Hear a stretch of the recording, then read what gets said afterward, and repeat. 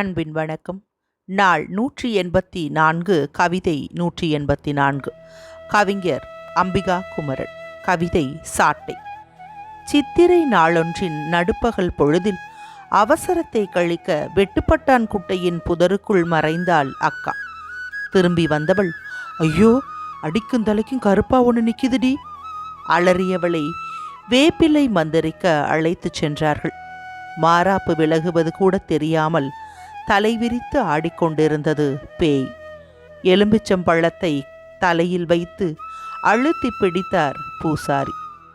சங்கு பீடி வேண்டும் என்றாள். பிறகு கருப்பு சீலையும் கடிகாரமும் வந்தன.